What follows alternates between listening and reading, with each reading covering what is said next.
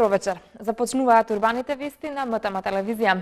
Министерството за здравство финансиски ќе го поддржи реализирањето на мерката што ја предлага Министерството за труд и социјална политика за продолжување на породилното отсуство за 3 месеци, кои нема да бидат платени. Според министерот за здравство Никола Тодоров, продолжувањето за 3 месеци на неплатено породилно отсуство ќе биде покриено со здравствено осигурување. Покривањето на здравственото осигурување во тие 3 месеци според Тодоров нема да повлече многу средства. Станува збор за 3 месеци, а имаме околу 20.000 породувања годишно, истакна денеска Тодоров. Со оваа информација ги започнуваме денешните урбани вести, а еве што друго ќе гледате во нив.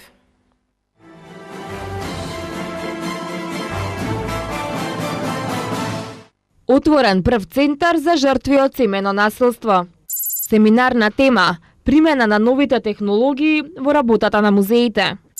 Игор Џамбазов најави 12 гости на јубилејниот концерт, закажан за 1 ноември.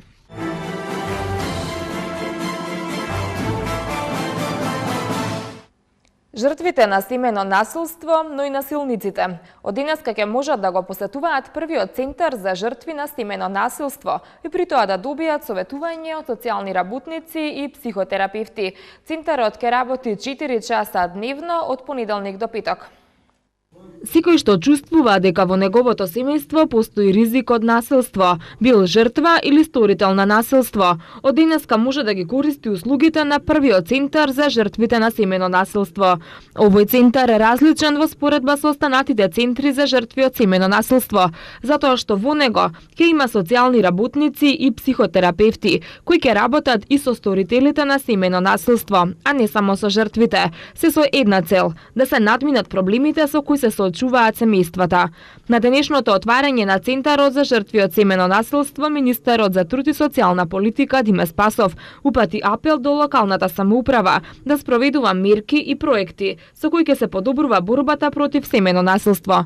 Овој семеен центар кој што започнува денес да функционира е во соработка со граѓанските асоцијации, односно со невладината организација ЦИРА, исто така започна одржан и од приватниот сектор. Во рамките на неговото функционирање ќе бидат офатени пред се жртвите на семено насилство, исто така дечињата кои што се жртви на семено насилство, ќе се работи со сторителите на семено насилство, ќе работат 7 лица, социјален работник, исто така психотерапевти кои што ќе работат со сторителите и со жртвите на семено насилство со цел да се надминат проблемите со кои што се соочуваат семејствата, со цел да се доведат до подобра ситуација и состојба во рамките на самите семејства во смисла на надминување на проблемите со кои што се соочуваат истите. Градоначалникот на град Скопје Коце Трајановски нагласи дека семеното насилство не е само приватен проблем, туку сериозен општествен проблем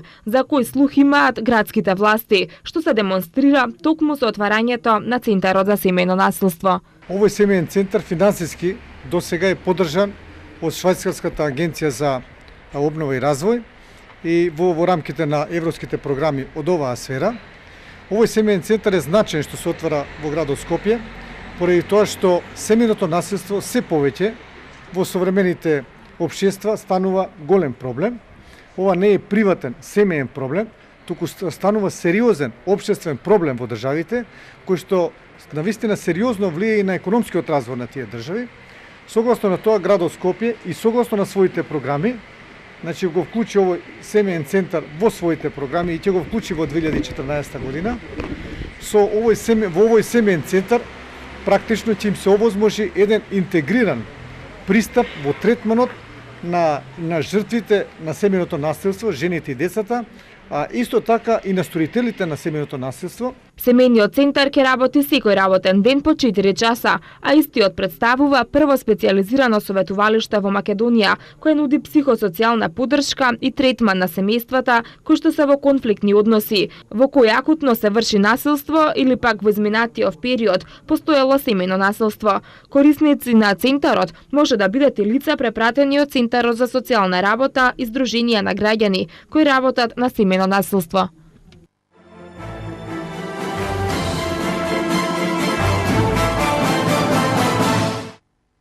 По повод 50-тиот роден ден, юбилејни 40 години телевизиска кариера, 30 години од првата професионална театарска улога, како и 20 години од неговиот прв албум.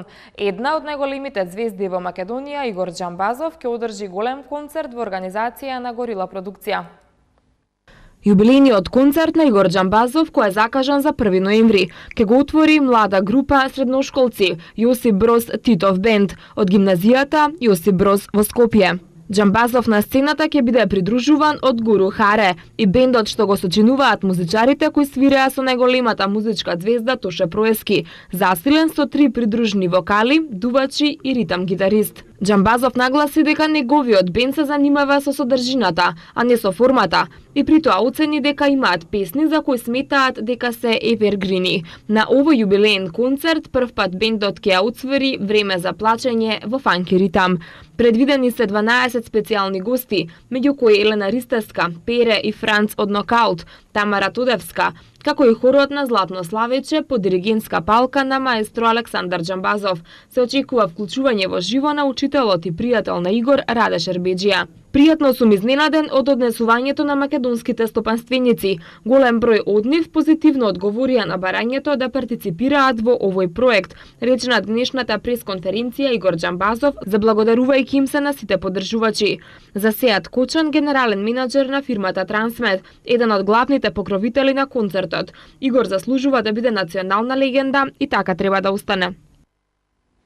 Применување и прифаќање на новите технологии во работата на музеите беше главна тема на денешниот стручен семинар во организација на Форумот на словенските култури со поддршка на Министерството за култура и на Македонскиот национален комитет на Меѓународниот совет на музеи, што се одржа во Музеот на македонската борба за државност и самостојност. Министерката за култура Елизабета Канчевска-Милевска истакна дека темата на семинарот е многу значајна, затоа што следењето на новите технологии имаат огромен бенефит за музејската дејност. Повеќе за ова од Томислав Атанасовски.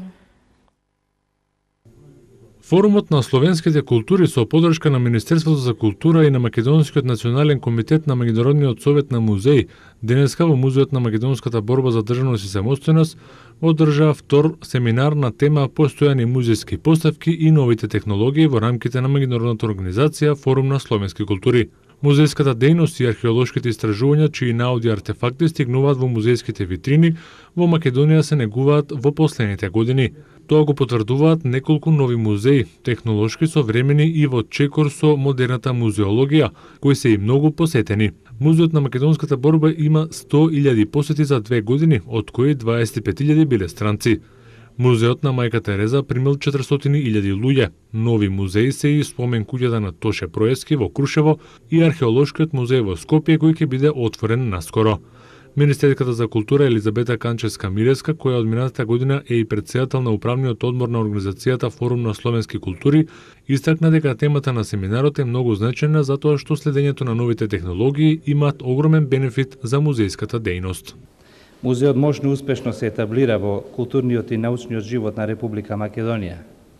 Неговите програми, неговата трајна поставка се забележани од видни научни институции како што се Санкт Петерсбургскиот универзитет во Русија, Универзитетот Лечестер во Велика Британија, Приморскиот универзитет во Пиран во Република Словенија, а во ова лето Музеот на македонската борба е носител на специјално признание за неговите програмски активности. Темата на овој семинар, постојаните музејски поставки и новите технологии е значајна за сите нас, за да размениме искуства со некои музеолози и истакнати стручњаци од балканските држави, да ги збогатиме нашите сознанија и да ги пренесеме нашите искуства.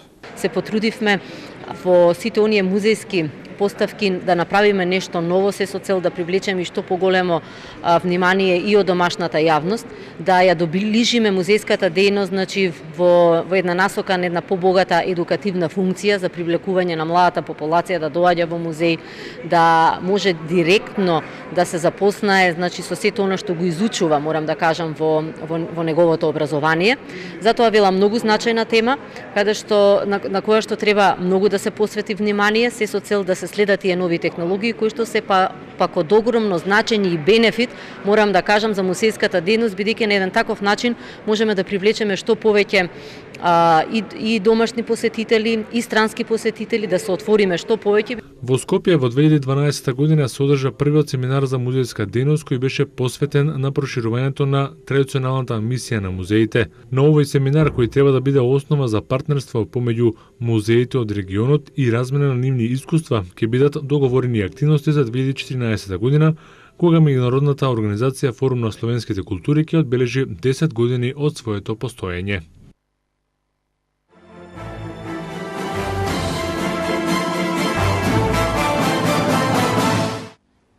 Проблемот со Осијанскиот канал, кој со години ги тишти граѓаните од насилбата лисиче, многу наскоро ќе биде решен. Преку 30-дневна акција, која што ја најави градоначалникот на град Скопје, Куца Трајановски, на терен ке работат екипи на јавното претпријатие Улици и патишта. Во наредните 30 дена механизацијата на јавното претпријатие Улици и патишта ќе спроведува акција за чистење на Осијанскиот канал во насилбата Лисиче. Осијанскиот канал е долг 3610 метри, од кои поголемиот дел е во општина Аеродром, но истовремено ќе се чисти и во кисела вода од булеварот Србија до пругата или во насилбата Градинар. Комплетно ќе го исчистиме каналот со оваа акција. Многу е важно да се спречи испуштањето фекалии и други нечистоти во Осијанскиот канал од фирмите што се наоѓаат во овој дел од општината, но и од граѓаните, информираат надлежните. Во соработка со Министерството за животна средина ќе се испита што се испушта во каналот, дали е дозволено и дали го загадува Осијанскиот канал. Градоначалникот на град Скопје, Куца Трајановски, истакна дека според негово мислење има материи што не треба да се наоѓаат во каналот. Градоначалникот на општина Аеродром Ивица Куневски пак очекува конечно да биде решен Осијанскиот канал, кој како што рече со години ги тишти локалните граѓани. Од денеска до 3 ноември ќе се врши замена на старите семафорски контролори на улицата Киро Глигоров и булеварот Србија. За време на активностите можно е да се наруши зелениот бран, но градот очекува возачите да имаат разбирање и трпение. Градот Скопје ги информира граѓаните дека во рамки на проектот за автоматизирано управување на сообраќајот во периодот од 28 октомври до 3 ноември ќе се врши замена на старите семафорски контролори на градските улици. Замената на семафорските контролори ќе се врши на крстосниците по должината на булеварот Киро Глигоров, односно поранешниот булевар Војводина, и крстосниците по должина на булеварот Србија. Додека трае замената на старите семафорски контролори, може да се наруши координацијата на светлосните сигнали, односно на зелените бранови на булеварите Киро Глигоров и Србија, и да се појави застој во одвивањето на сообраќајот. Градот Скопје ги замолува учесниците во сообраќајот да покажат разбирање додека трае замената на контролорите и да ги почитуваат светлосните сигнали. Најголемиот дел од компаниите во Македонија се запознаени со своите обврски кои произлегуваат од законот за управување, сопакување и отпад од пакување, но речиси половина од нив не се членки на ниту еден колективен постапувач со отпад од пакување, покажува истражувањето на Пакомак. Според истражувањето спроведено кај 151 компанија, најголем број или 77,5% ги знаат обврските од законот и најголемиот број од нив го оценуваат законот како позитивен за општеството. Истражувањето на Пакомак покажува дека 55% од испитаниците се членки на некоја компанија чија дејност е управување со отпад од пакување, а најголем број од нив, односно 61 компанија, се членки на Пакомак. Сепак 45% од компаниите не се членки на ниедна компанија, колективен постапувач со отпад од пакување, а како причини за тоа ги наведуваат малите количини на отпад, дека сами се справуваат со управувањето на отпадот од пакување, оти се во процедура да потпишат договор или имаат договор со општината или државата, додека добар дел од нив немаат одговор на ова прашање. За тоа, која законска можност за постапување со пакување и отпад од пакување најмногу им одговара, најголем дел или 46,4% се изјасниле за колективен постапувач, 31% дека преферираат секоја компанија сама да се грижи за својот отпад, а 20% дека најприфатлива можност е да плаќаат на државата за управување со отпадот. Во продолжение и минути посветени на спортот. Несреќен пораз на ИМЗТ Скопје од Партизан со 70-69 во петото коло од АБА лигата. Дел Потро го освои Базел, а Серена Вилијам со победата против Лина на ВТА шампионатот во Истанбул ја комплетираше најуспешната сезона во кариерата. Виднаш по рекламите следува спортот.